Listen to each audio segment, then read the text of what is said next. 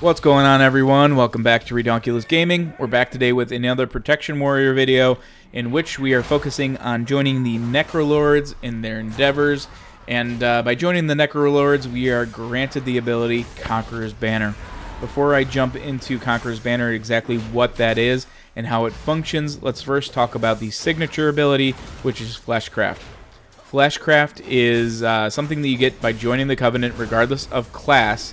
And it's something that's on a 2-minute cooldown, so we'll start there. It's a 2-minute cooldown, and what this is a shield based on the amount of health that you currently have in your health pool. So it's your baseline health pool, and if you channel the ability for the full duration, which is a 4-second channel, you will end up with a minimum 20% absorption shield, and if you channel it near the corpses of enemies, you will gain anywhere between 20 and 50% of an absorption shield, and it'll cap out at 50%. I will say you can game this by channeling it near a powerful enemy like an elite or a boss, and that'll automatically grant you a 50% absorption shield, specifically if it's a boss. So something to keep in mind. It's nice to be able to have, you know, an extra shield and a little extra mitigation from a tank perspective, so I always like to call out Fleshcraft. Now, granted, it means a little bit more to tanks that have a higher base health pool than it does for tanks with a lower base health pool, simply because the shield is based off of the current health pool in which you have, so just keep that in mind.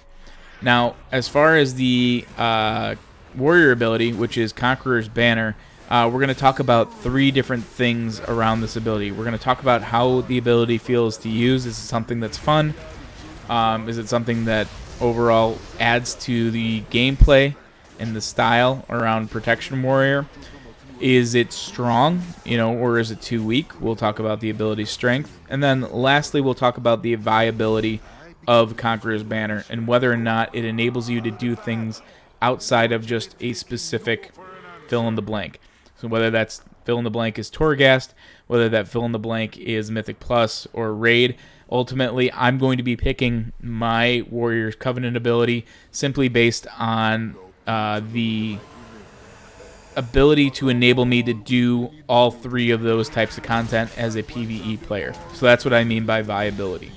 Now, to jump into what the heck Conqueror's Banner is, it's kind of like what it sounds. You don't need to read the tooltip to understand that you're going to be planting a flag in the ground and getting some kind of a buff. We've seen this before. It's not anything that's new to the game or even really to the class. But you're going to plant your Conqueror's Banner in the ground. You're going to grant a 20% maximum health and 10% critical strike chance to you and 2 allies within 15 yards of the banner for a total of 20 seconds. Now, while you're active as a Protection Warrior, Rage and killing enemies grants you Glory. Glory increases your critical strike damage by 1% per stack, up to 30% for 30 seconds. So you will be getting, every time you kill an enemy, you will be granted Glory, and that's going to give you more critical strike chance. So a couple of things to break down here. So the first of which I'd like to kind of call out before we go through our 3 criteria here, exactly what this ability is doing, because there's a little bit of RNG involved here, because this acts as kind of like a mini last stand for you and 2 of your allies, because you're going to be granted, no matter what, it's going to affect you, so you're going to be granted 20% of your maximum health. That's a good thing as a Protection Warrior. I don't have to blow last stand to get it. It's something that I can view as kind of a passive thing that this grants me. The other thing that we have to call out here is that this is RNG based. So even if all 5 party members are standing within 15 yards of your Conqueror's Banner, you have no choice as to which 2 of your allies are ultimately going to get this buff. So keep that in mind. You also will grant them and yourself 10% critical strike for you and 2 allies within 15 yards of the banner. And that's going to last for 20 seconds. Alright? So no matter what, there's a 10% critical strike buff that's going to affect you. Now, what you can ultimately carry, so throughout the Conqueror's Banner while it's up for those 20 seconds, as well as after, is the is Glory. And Glory is going to grant you the critical strike damage, which is 1% per stack up to 30% for 30 seconds. So if you drop Conqueror's Banner and you kill 8 enemies for the duration in which you have Conqueror's Banner up and it's in range, those two things need to be true. You have to be in range, so 15 yards of Conqueror's Banner. Then you are going to have an additional 8% crit get extended for 30 seconds after Conqueror's Banner goes away. So you'll have your baseline 10%, and then you'll have your 8%, which is going to be from the Glory buff, which is going to come from killing enemies while the banner is up. So that'll be up for 30 seconds total. So if you kill your 8th enemy right as Conqueror's Banner is about to expire, then you're going to have a 30-second buff where you're going to have 8% critical strike, and you can kind of run around with that. Now, Conqueror's Banner is on a 3-minute cooldown, so you get 30 seconds of the buff, potentially a full 30 seconds after Conqueror's Banner expires, and whatever critical strike rating that you got while you kill enemies within the radius of your banner is what the buff is going to look like. Positioning is everything, and if you've watched any of my other videos on things that require you to be tethered to a certain location to be able to take full advantage of the buff and everything that it brings you, you'll know that I'm not a huge fan, because there are so many fights that I can think of over the span of going back to the vanilla days that solely the sole mechanic and the one thing that you need to not fail on is moving and movement in general.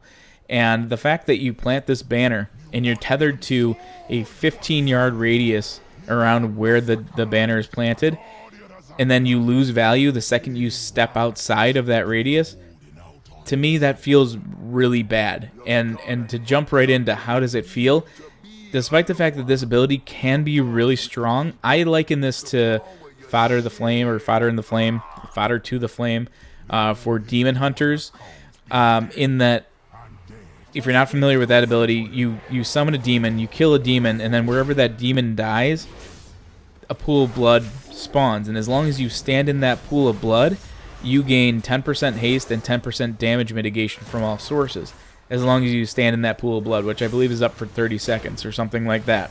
Now, if you liken it to Conqueror's Banner, where you can drop it wherever you want, and you're able to buff you and 2 others, this is actually a stronger ability than Fodder to the Flame, because you're buffing 2 of your allies on top of yourself while also giving them a mini last stand, 20% maximum health increase. So this is actually a stronger baseline ability than Fodder to the Flame. The problem with both of those abilities is that wherever that pool of blood spawns, or whatever the radius is of your Conqueror's Banner, the second you leave that radius, because a fight requires movement, which most fights require movement, unless you're just tanking trash in a set place, you lose value. You lose a ton of value, and the Covenant ability just kind of goes away, and it's just not worth it.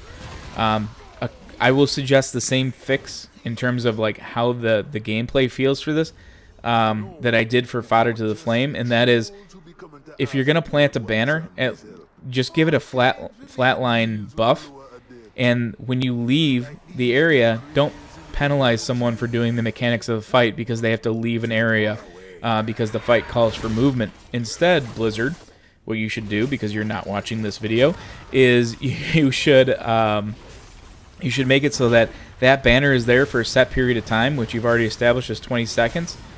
Make it so that when I leave, I still take that 20% maximum health and that 10% critical strike chance with me, but make it so that I can only take it with me for maybe 8 seconds. And as long as I dip my toe back into that radius, I can refresh my buff, and then I move out and I carry it with me for another 8 seconds. And especially for an ability like this, which is on a 3-minute cooldown, it just feels way too punishing to have to drop the banner, then be forced to move for whatever reason. You know, could be a fight mechanic, which hopefully you're aware of because DBM will tell you, so you know not to drop it before a fight mechanic. But, you know, not everyone is as on top of those DBM, alerts as everyone should be. It just makes it really feel awful when you have to leave your buffed area and go off and do something else, or move because the fight calls for it, or get out of bad because the trash mob just made it that if you stand in your banner area, you're going to get one shot, whatever it may be. So I will say that this ability sucks in terms of how it feels. It's not a fun thing to play with. I found more value using it on just trash, to make sure trash melted faster than I did on an actual boss fight, which is really kind of ass backwards when you consider the fact that it's on a 3-minute cooldown. So it actually feels, because it's on such a long cooldown, it actually feels like it should be more of a boss cooldown, or a single target fight cooldown, or an elite, fill in the blank, right? Whatever it may be, whatever content you're doing, whether that's Torghast, Mythic Plus, or a raid boss, the fact that you don't necessarily get the opportunity to always just plant and post up in the same place makes it so that this ability is much less fun to play. As far as the overall strength of the ability, I think the ability's strong. I wish I had a little bit more choice, or at least it was a little bit more clear in terms of who I was buffing and how. I get that they have to stand within the radius of the banner to get it, but it would be great to say, I don't know, you could link yourself with 2 people and make sure that they're always getting the buff. That way you're buffing either your highest damage dealers, or a damage dealer and a healer, whatever combination that you would like. I get that might be tough to do for Blizzard to pull off and to balance that appropriately, so that's probably why it's going to be more of an RNG-based buff. But ultimately, as long as people are aware of what Conqueror's Banner does, and if you've got 2 melee in the group and it defaults to them every time, then that's going to be a good thing for a Mythic Plus perspective to boost them in both their maximum health, just in case they get turned and the mob turns and smacks them in the face, and they're not going to die because they have an extra 20% baseline health than they did if they weren't within the Conqueror's Banner radius. And then the 10% additional critical strike chance brings a lot of group utility and a lot of damage throughput for the overall group, because you're buffing yourself plus 2 more. So I think the strength is there. I just don't like the penalty of, oh shoot, someone just dropped this giant pool of bad, or there's a big patch of fire here, I can't stand here anymore, but oh no, there goes my buff. I think that just kind of sucks, and it makes it so that it's really tough to play and enjoy Conqueror's Banner in the same way that it's really tough to play and enjoy Fodder to the Flame as a Demon Hunter, because you're penalized the second you move out of the radius of your buff area. So it would be awesome if Blizzard would stop doing that and just give us a baseline flat-out buff, but still keep it, thematic towards Conqueror's Banner and Fodder to the Flame. You can still do the stuff that you have planned for Demon Hunter and Warrior. Just fix it so that you're not penalized from moving, and that you can even add to an element of gameplay by having Warrior dip right back into the Conqueror's Banner radius and then dip right back out just to go ahead and take the buff with them for another 10 seconds or whatever it may be. So overall, sucks to play because of the fact that you're punished for moving, but it's pretty darn strong overall. When we look at the viability of Conqueror's Banner and the things in which you're probably going to get the most value from playing, the viability of this one I think is strongest in raid or in fights that don't have a lot of movement, where you can just kind of plant yourself and it's like a tank and spank type situation.